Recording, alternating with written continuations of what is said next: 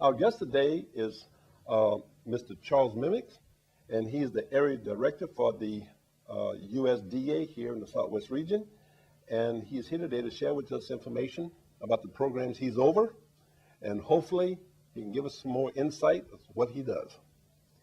Charles, how you doing, partner? I'm doing fine. Thank you for having me on the show. Okay, that's great.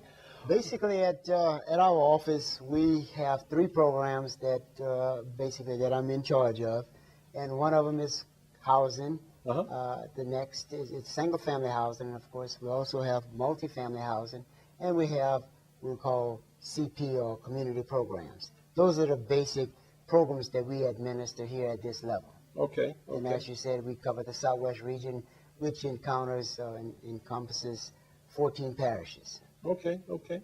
Well, let's start with one of the programs. Okay. Explain a little bit more about it. Well, I think what they asked me to talk primarily today about is CP, which is community programs. Okay. Community programs is a program that administers essential community facilities. And when I say that, I mean basically things that the public utilize. Okay. For example, water and waste is under that department. Okay. And we have community facilities. Okay. Under community facilities, we'll start with that one. It basically encompasses the government's assistance to public bodies, nonprofits, federal Indian tribal groups that might need assistance, for example, in putting in a new library or a fire department, or they may need assistance with their police department. All right. And we have basically three types of assistance in the form of financial assistance. We have loans, of course. We have grants. And in our loans, we have what we call a direct program. And we also have the third program is our guaranteed program. Now, the direct loan is to an individual? All of them are it's to the public body or to that nonprofit. Okay. Again, we're dealing with not individuals, we're dealing with that's what makes entities. Sure. Entities. So, for example, town XYZ comes in and they're having problems with their water system. Okay. It might be to the point that it's obsolete, non-functional. Corroded and everything else, yeah. Right, need to be replaced. Right. Or they may have additional customers where the present system isn't adequate. Well, we can come in and make an evaluation, or not necessarily us directly. Yeah, right. They would hire an engineering company to come in and evaluate and say, okay, we can fix this, or maybe we need to just build another one. Okay. And then we can help that town in providing the financial assistance needed to either drill a well or put in a tower or whatever need they have for that water system. Okay. So, and basically a lot of towns will have a tax, or in most cases when it comes to water, they will have a water rate that will cover the amount necessary to repay the loan. Okay. And one of the big features on our water and waste is we do have grants. Okay. And in a lot of cases, some of the smaller towns don't have enough customers to cover the full cost or to repay a loan. Okay. Let's say, for example, the cost to renovate or install a new system might be $4 million. Okay. And if the small town comes to us and we have to loan them $4 million and they only got 1,000 customers, well, they may have to go up on their rate to the point where the people couldn't afford it. Right. So consequently, what we'll do is an evaluation and see if we might be able to help with some grant funds. Okay. Where we might be able to give them $2 million in grant, and they'd borrow $2 million. Borrow $2 million. And then their rates would be comparable to a large metropolitan area that had a lot of customers that would put them where they can afford the good quality water that they would receive as a result of us putting in this water system. Yeah. So you really jump into the mix and really help the small towns out. Oh yes, it's a vital link, I think, in keeping the quality of life for rural residents available and, like I said, feasible. Because without our assistance, and one of the big things that we do is long-term loans. We have low rate interest and long terms. So a lot of banks will not be able to offer the terms that we can do, such as say a 40-year term. Okay, At 40-year say- term, you can go that Let's far say too. maybe Okay. a 3% loan. Yeah. So when you look at, they got the best of two worlds. We're giving them the best rates, the best terms. Yes. And if the rates are still too high, then we can incorporate some grant funds to make that more feasible, Mhm. where their customers can still enjoy the good quality water and not pay a tremendous amount. Well, it seems like I do know that the water plays an important factor in the community. Let's face it. Yes. Without it, I mean, Well, it's like not right gonna now, work. where I live at, we operate on a well system. Mhm. And even though they put water there, I said no to them for right now. Be an extra cost. Well, Okay. but if I want to do it now, it costs at least anywhere from $800 to $1,000 to put the meter in and everything else. Right, out. right, right. But anyway, look, this is going to end this first segment, Okay. and we will get back with you in a couple minutes.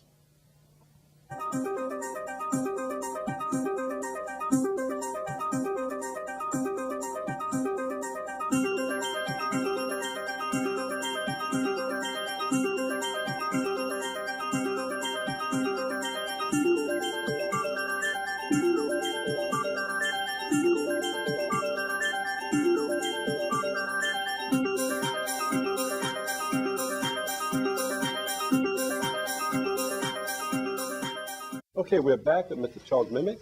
He is with the USDA. He's going to kind of finish up what he was talking about when we ended the last segment, and let's see what happens. All right, Charles, it's on you, my friend. Go for Okay. it.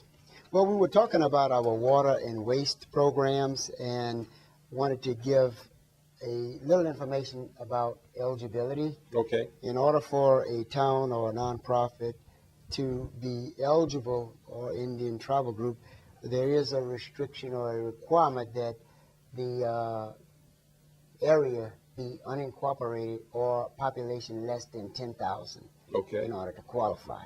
Okay. And of course, they have to show a need. We would have to look at financial reports to Mhm. justify us assisting them. In other words, we're not competing with the conventional lenders or Right, banks. right, right. We're only coming in if that entity is unable to get credit elsewhere Okay. as one, the primary Yeah. purposes. And of course, we were talking about the water systems and sewer systems, but we also have what we call community facilities, where we touched on such as libraries, fire departments, schools, etc. That's another component under that CP umbrella, Okay. where we can come in on our CF program and assist the town and that might have a small library that's in need of updates. They may Okay. need updated computers or printers or whatever have you that they need Mhm. in the library. We can possibly assist, provided that they meet the qualifications. On our CF program, the population requirements is up to 20,000. So if that town has a population greater than 20,000, then they would not qualify for our CF program. Remember, we talked Yeah. about water and Water. waste, it's 10,000. Right. So right. just to differentiate the requirements are different for that. And of course, on our CF program, it as well as the water and waste requires that we look into the fact that their financials to establish that they aren't able to get the financing elsewhere. Okay. In other okay. words, we're there to help those Yes. that need, not necessarily if they have an account where they can't afford to make their own renovations or whatever improvements that they want, and they can do it on their own, then we can't assist. Right. Right. But again, back to some of the examples of more common type assistance that we've done. As far as the libraries, we also help police departments. A lot of these small towns don't generate a lot of No, income. Right. Therefore, they aren't able to keep up with the technology such as cameras or Yeah. the computers that are needed for their department to operate, the gear that they may need, Right. the police cars. These are all things that we can do to help a small town, a small police department to better improve its service to that Mhm. community. Also on our CF program, just to give you some examples, streets. We've come in, for example, in one town and put a street in that was in deplorable condition. They didn't have the revenue, so we provided some grant, some loan to help them resurface that street in that particular subdivision. Okay. So the grants in our CF program aren't nearly as large as in our water and waste, because typically we don't get a lot of money in that department. Yeah. So consequently, our grants will average somewhere between $30,000 and $40,000, which still helps a small town. Mm-hmm. For example, what's I guess most common we see is towns coming to us for assistance to get a new police car. Right, right. We got small towns that the police department is very small. One So- car. Right. And if that car goes out, that's it. they can't function. That's right. So if we come in and just to give some round figures, they come in and they got a need and they qualify and they want to buy a new car, and the new car or SUV is $35,000. Mm-hmm. Well, we don't do 100% grant. We can only do a portion. Mm-hmm. We can do up to 75%, provided the median household income puts them in that category, and there's some other things that we have to look for in order to decide how much grant they can qualify for. Mm-hmm. But in order to spread the funds, we typically do not go over 30 to 40,000 Mm-hmm. per town in a fiscal year for assistance, so that we can help more towns. So if that car costs, like I said, 35,000, Mm-hmm. we might do 25, and they'll do 10. Mm-hmm. Which still helps them out, because in a lot of cases that we talked about. Well, with tell me, taxes- are there still municipalities out there, small municipalities, that's not even aware of what you guys do? Well, there might be, but for the most part, I would think that they know. But we participate in LMA conventions and other outreach activities to make our existence known Mm-hmm. to the best of To the our public, ability. yeah. But again, your publication here, I'm sure, will help Yeah. us in that endeavor. So again, we thank you for allowing us to Mhm. provide that information to these people. Okay. Well, this is going to end this second segment, and we'll be back in a couple of seconds or a minute.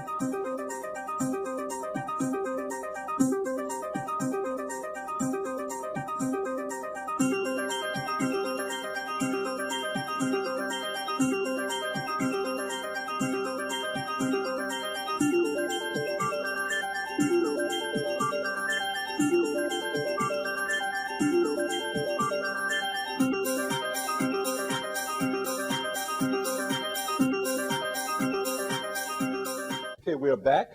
This is our last segment with Mr. Charles Miniex, and he's going to share some information with us with some other programs that he has. So, Charles, the floor is yours, my friend. Go for it. Okay, well, again, thank you, Greg, for allowing us to participate in this important interview. Just want to let the people out there know that we do have, again, these opportunities in our CP program, but we also have a single-family housing program whereby we can assist low, very low, and moderate families in either buying a house, building a house, or rehabbing a house. Okay. So if you have a need of a house, or like I said, getting repairs, or you know someone that could use our services, please have them to contact us. We do have funding, and we are here to help. So if we can help you in any way, please contact us, because that opportunity is out there for you. Yeah, I think that's what Brian talked about on a Right, single family. Right. But I do know that you want to talk a good bit about multifamily dwelling. Right. That's Right. On our multifamily side, basically we have in my area, which is the Southwest region, as we talked about, we have 84, 82 units scattered throughout the 14 parishes that we serve. Mhm. And these units some are dedicated for handicap or elderly, some are not. If you're in need of an apartment where, like I said, it might be elderly, it might be a handicap unit that you're looking for, or just a regular apartment, you can contact us. We have in most of these apartments what we call rental assistance, which Okay. helps very low income families that aren't able to perhaps buy a house but are still in need of Okay. safe, decent housing. These are great opportunities. These homes are up to date. You know, they're in good locations. They have all the conveniences. And again, they have what we call rental assistance in a lot of cases where the government helps you with the rent costs. Okay. For example, Subsidizing, if that rental is $450 a month and your income might only be $750 a month. Well, surely that's too much for you to afford. That's right. Well, in that case, you may qualify for assistance, and that note could be reduced to $75, $100. Okay. Yeah. We don't necessarily control that here. The management company over the apartment will be able to give you the details. So again, that's just an example, but there is help available, and there are apartments scattered out. If you're looking for a specific area, if you give us a call, we can tell you what apartments we have in, for example, the Lafayette area, or the Opelousas area, or Lake Charles, or wherever you may be looking for housing. So again, you can give us a call. I'm sure we'll have some. What you really it boils down to the fact that you're trying to keep them in their home, or keep them underneath the roof. Right. You're doing everything possible, and that's what you guys are doing. And in some cases, we have situations where the home might have gotten to the point where it's beyond repair, and the person isn't able to afford to go and purchase a house. This might be a perfect opportunity for them to still have good, safe, decent housing at an affordable cost. Because sometimes it's just not possible if your income is, say, $800 or less to look at buying a house. Because houses typically, to get in Lafayette, for example, even a second a home that's been occupied and coming up for sale, again, you're looking at least $100,000 on an average for a used house. Yeah, right. So that's almost like a starter family house. Yeah. For $100,000 nowadays. Right. Nowadays, you need to be in a position to. Our average note, I would say, is somewhere between $550 to $700. Okay. With us helping subsidizing, and these are loans at 3.5%, 33-year terms, and those payments are still averaging somewhere around $550. That's with assistance and everything else. Right. So if your income is $700 or $900, that's not something that you're going to be able to realistically be able to what afford. You're doing really is taking the overall view of the person and his or her situation, and she wants to do something where you look at the whole person, not just one side of it, of the person. Right. But is there another? I think you said you want to talk about something else. I can't think of it. You mentioned it to me. Well, on our rehab side, back to housing, if you own a property and you're 62 or older and you have very low income, possibly we could help you with a grant. If your income shows that you aren't able to afford a loan, we do have a loan program. I think Brian may have covered some of that in more detail. But again, it's a very good program.